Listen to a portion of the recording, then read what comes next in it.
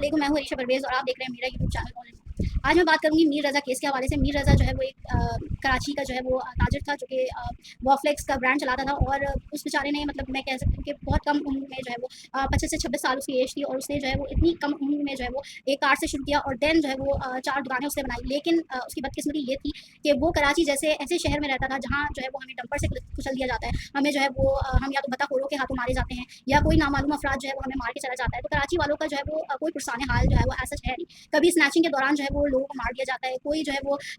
भताखोरी की नज़र हो जाता है, कोई जो है वो कारोबार अपना फील कर नहीं सकता। क्योंकि हम इस बात को हमेशा से देखते आ रहे हैं कि भाई कराची में जितने भी ताजिर हैं उनको भी भत्ते की पर्चियाँ आती रही हैं, चीज़ें होती रही हैं। तो इस शहर का जो है वो कोई पुरसाने हाल हमें नज़र नहीं आता, और कोई सुनवाई ऐसा होती नहीं है। बिकॉज़ जितने भी हम कितने भी हम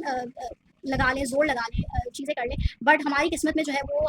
मरना ही लिखा है। शायद कराची के अवाम के लिए शायद मरना ही लिखा है, क्योंकि कहीं पे भी सुनवाई नहीं हो रही है। और दूसरा कि लोग पकड़े भी जाते हैं, फिर उनके साथ क्या होता है क्या नहीं होता कुछ बताया नहीं जाता। खैर, कराची के जो नौजवान ताजिर जो कि जिसकी 5 वीडियोज़ मैं देख रही थी, इतना ज़्यादा दुःख हो रहा है कि एक बंदा जो कि बाहर कह रहा है कि मैं बाहर जा सकता था, बट मैं बाहर नहीं गया, क्योंकि मैं कराची में ही रहकर अपने मुल्क में ही रहकर जो है वो इकोनॉमी को बेहतर करना चाहता हूँ। तो इकोनॉमी तो बेहतर हुई या ना हुई, बट उसकी जो है वो जान चली गई और उसको बेदर्दी से कत्ल किया गया, और सफाकाना तौर पे उसको कत्ल किया गया। और अब जो है वो चीज़ों को छुपाने की भी कोशिश की जा रही है, बज़ाहिर चीज़ों को छुपाने की कोशिश की जा रही है, क्योंकि आप देखिए पहली पोस्टमार्टम रिपोर्ट जो है वो गलत बनाई गई। वालिदैन के मुताबिक 1 घंटे के अंदर ही अंदर जो है उनकी पोस्टमार्टम रिपोर्ट जो है वो शाया कर दी गई। मतलब इतनी जल्दी क्या थी पोस्टमार्टम रिपोर्ट शाया करने की, और जिन्होंने भी गलत रिपोर्ट बनाई उनको अभी तक पकड़ा क्यों नहीं गया, उनके खिलाफ कोई कार्रवाई क्यों नहीं हो रही। और दूसरा ये है कि जो भी लोग जो है वो इसको एक एंगल देने की कोशिश कर रहे थे कि भाई सुसाइड केस है। अब आप देखें, सुसाइड केस इसको बनाने की कोशिश कर रहे थे, जबकि एक पढ़ा लिखा नौजवान था वो। और दूसरा ये है कि जो सीसीटीवी फुटेजेस दिखाई जा रही थी कि भाई वो गन लेकर गया,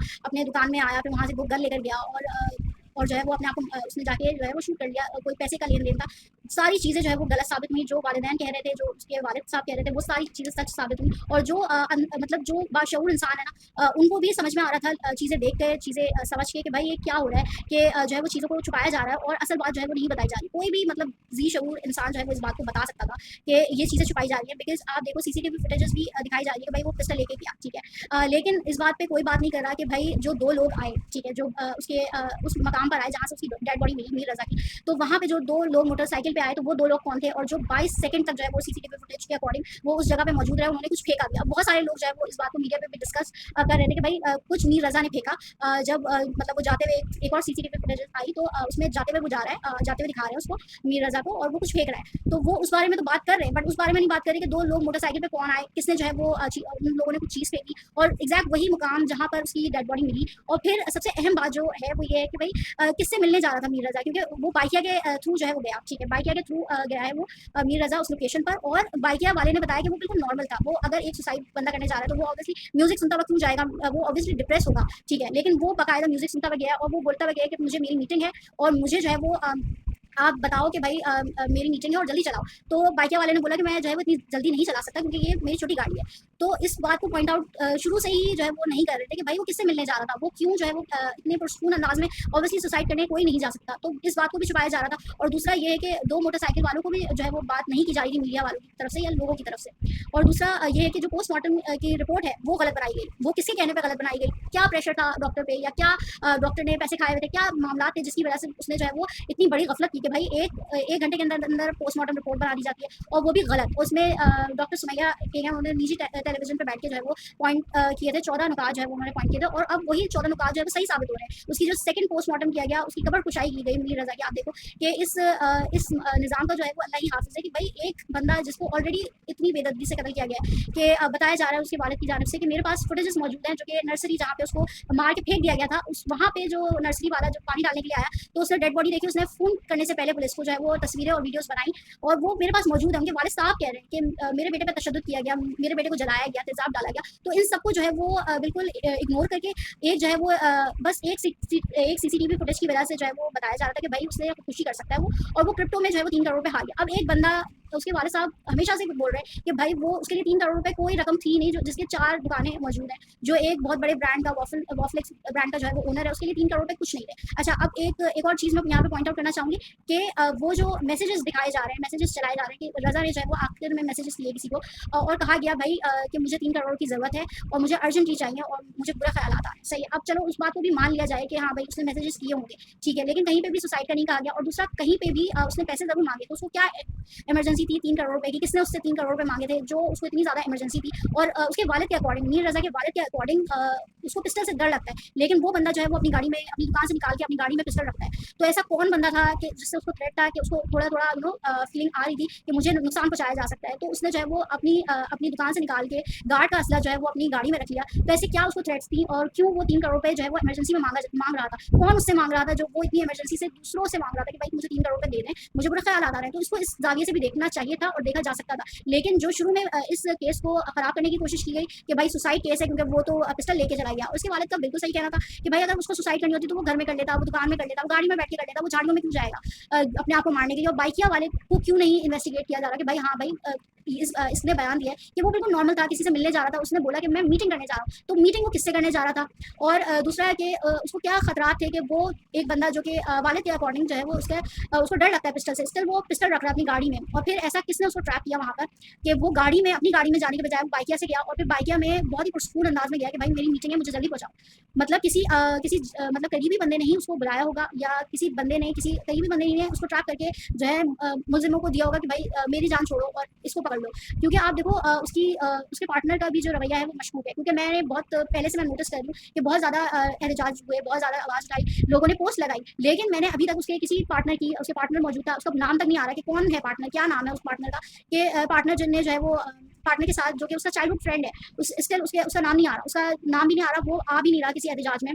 उसके और दोस्त आ रहे हैं बट वो नहीं आ रहा, और अब वाले साहब ने भी कहा है कि वो सिर्फ 2 बार मिलने के लिए आया है, वो भी मैयत में और सोएम के दिन, उसके बाद से उससे कोई कांटेक्ट नहीं है, तो उसको जो है वो क्यों तफ्तीश उससे नहीं की जा रही, या उसको क्या क्योंकि देखिए एक पॉइंट हो सकता है, या तो उसको धमकाया जा रहा है कि भाई तुम्हारा भी यही हाल करेंगे, या तो वो खुद इन्वॉल्व हो सकता है, तो ये इन सारी चीज़ों को भी देखना चाहिए। और गेस्ट हाउस किसका था? गेस्ट हाउस का जो है वो नाज़रीन ये बात है कि उनके वाले साहब ने बताया कि हम जो है वो ढूंढते गए एक जगह जहाँ पर उसकी डेड बॉडी मिली, तो उसके करीब ही गेस्ट हाउस है, तो वहाँ पे हमने तस्वीर दिखाई, तो वहाँ पे जो लोग आए वो भाग गए, फिर दूसरे लोगों को बुला के लेकर आए, तो दूसरे लोग भी भाग गए, तो वहाँ से जो लोग भागे गेस्ट हाउस से, तो वो क्यों भागे? उसकी तस्वीर देखकर उन्होंने ऐसा क्या देख लिया था? अपना जुर्म देख लिया था? क्या देख लिया था उन्होंने ऐसा कि वो उसकी तस्वीर देखकर जो है वो भागना शुरू हो गए? और दूसरा ये है कि आप जो मीडिया है, ये देखें, कोई आम बंदा, हम इस बात को भी एक्सेप्ट नहीं कर सकते कि भाई 2 आम बंदों या 3-4 आम बंदों को आप लाके खड़ा कर दो और बोलो कि भाई इन लोगों ने मर्डर किया है, ठीक है? अगर क्योंकि आप देखो मीडिया हो या और लोग भी हैं जो जो इस बात को छुपा रहे थे, या जो रिपोर्ट गलत, उसकी पोस्टमार्टम की रिपोर्ट गलत बनी, पहली रिपोर्ट जो थी उसकी पोस्टमार्टम की वो गलत बनी थी मीर रज़ा की, तो ये सारी जो चीज़ें हुई हैं और ये सारी जो चीज़ें मतलब की गई हैं, वो ऑब्वियसली किसी इन्फ्लुएंशियल बंदे को बचाने के लिए ही की जा सकती है, क्योंकि एक नॉर्मल बात है, एक बंदा, आम बंदा, चलिए मैं बोलती हूँ कि किसी ने जो है वो जेलसी में आउट ऑफ जेलसी आके मार दिया उसको, ठीक है, उसी की एज का होगा कोई बंदा जिसने जो है वो ये हरकत कर दी है, ठीक है। अब वो इतना इन्फ्लुएंशियल बंदा तो नहीं हो सकता ना कि उसी की एज का अगर कोई बंदा हो तो वो इतना इन्फ्लुएंशियल तो नहीं हो सकता कि उसको छुपाने के लिए जो है वो पूरी पोस्टमार्टम की पहली रिपोर्ट चेंज कर दी जाए, और उसको बचाने के लिए जो है वो मीडिया वाले जो है वो इसको ज़्यादातर रंग देने की कोशिश कर रहे थे, भाई सुसाइड केस है क्योंकि क्रिप्टो है, ये है, वो है, पता नहीं क्या क्या बातें कर रहे थे कि भाई इसके जो पैसे हैं वो डूब गए, तो ऑब्वियसली किसी आम बंदे को बचाने के लिए तो इतनी कोशिशें और काविशें तो नहीं होंगी, तो ऑब्वियसली कोई ना कोई इन्फ्लुएंशियल बंदा ज़रूर है, तो इस बात को जो है वो ज़रूर इन्वेस्टिगेट करना चाहिए कि कौन है इस मर्डर के पीछे, क्योंकि देखें बहुत सारे केसेस हमने माजी में भी देखे हैं कि भाई होता है इस तरीके से मर्डर कर दिए जाते हैं, कोई भत्ते का चक्कर होता है, कोई मतलब पैसे का चक्कर होता है, जो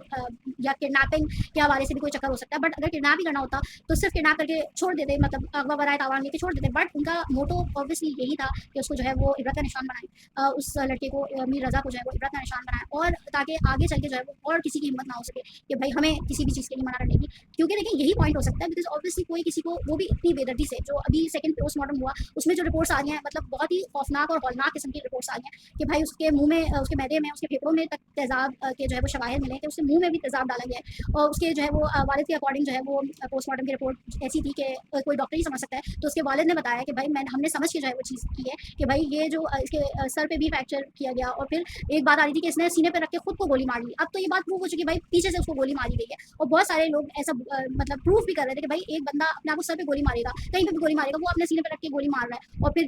जो निशानात थे वो भी इस बात का अंदेशा दे रहे थे कि भाई उसको मारा गया, उसको पीछे से मारा गया। लेकिन इस बात को भी जो है वो बहुत ज़्यादा छुपाने की कोशिश की गई। तो कौन लोग हैं जो छुपाने की इस तरीके से कोशिश कर रहे हैं? और फिर एक और जो है वो बयान वाले साहब ने दिया उनके मीर रज़ा के कि भाई काफ़ी लोगों को पता है कि किन्होंने मारा है, किन्होंने मारा है तो ये पता है। तो अल्लाह खैर करे,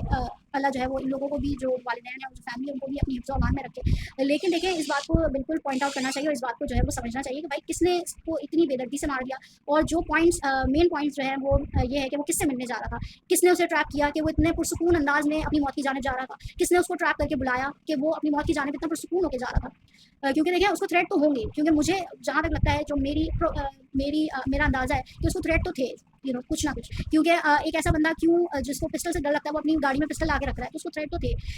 लेकिन जो है वो इस बात को जो है वो अलग रंग देने की कोशिश की कि भाई सुसाइड कर रहा था, सुसाइड की वजह से पिस्टल लेकर गया। तो और जितना मीडिया ने इसको, कुछ निजी चैनल्स ने जो है वो जिस तरीके से इसको जो है छुपाने की और ढकने की कोशिश की है, तो इसको बिल्कुल इन्वेस्टिगेट होना चाहिए। इसका जो है